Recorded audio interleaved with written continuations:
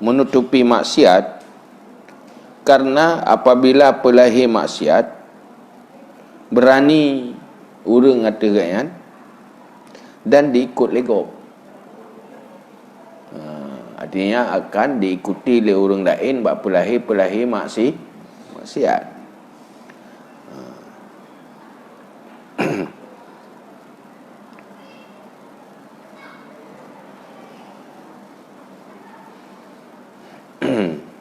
Tiji, orang lain berani berbuat semaunya, ada orangnya, olehnya diikut oleh orang lain sikap maksiatnya, dosanya,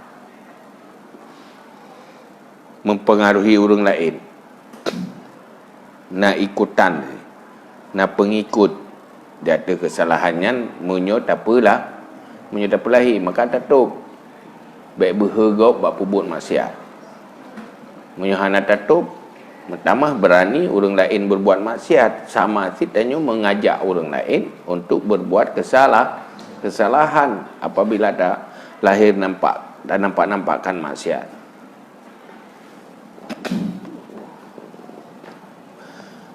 Karena apabila yang tak eksploitasi kentah, tak expose, lalu kalau pegah berita, pegah peristiwa-peristiwa maksiat tu, yang akibat dulu hanagat. Apakah hanagat membuat orang lain melihatnya hal biasa. Wate hal biasa gampang melakukan, lumrah. Bila dengar beritanya, duduk tak anggapnya sepele. Di saat tanya mentang bersih dari tak ulai katanya, dari tak kala nak tanya, tak tepa tanya, dia cerita tentang keburukan meribrat baju ada. Artinya kaget tu, pakai sampai lagi yang pidek biasa-biasa, yang hal biasa, sehingga kecil nyahinan pengaruh jiwa tanya kepada menganggap sepele. Waktu tak anggap sepele, si kurung-kurung atau yang di bawahnya kada lakukan telefon. Waktu atas kesalahan rayunya menjadi ubud, maka atas ubud yang nak bagi tanya hana tak anggap kesalahan ni. Igo banyak na, putahlah roh. Yang karlah reo.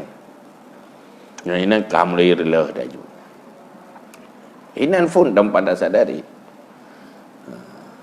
Maka zuhur kesalahannya berbahaya. Maka ini berfaedah yang uzlah, isolasi. Yang orang ingin memperbaiki diri, mau tertutup dari araji fil balad. Peristiwa-peristiwa dosa dan kezaliman yang dalam balad, ada juga baik tamang lah ulai tanya, relah tanya. Hana bersih ulai itu. Wa hadhil illah wahidah faqat hiyal jariyah fi izhari ta'ah wa huwal qudwah. Dan ini ilat yang satu, maka hanyalah dianya itu yang berlaku pada mendahirkan taat dan dia itu ikutan. Ilat yang ke-8-nya tu, sebab yang ke-8-nya juga menjadi alasan bab pelahir taat. Ini alasan so maksiat supaya baik menjadi ikutan. Hidih alasan pelahir maksiat, pelahir taat karena ikutan dia.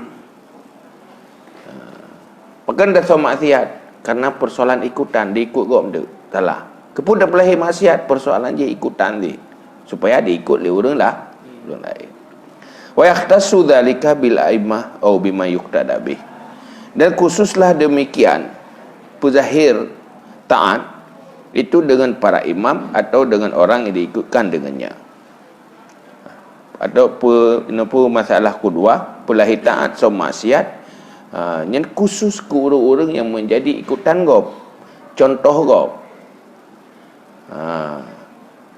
Apabila lahir kesalahan bak orang ikutan gop, orang yang berbuat salah akan mencari dukungan bak orangnya.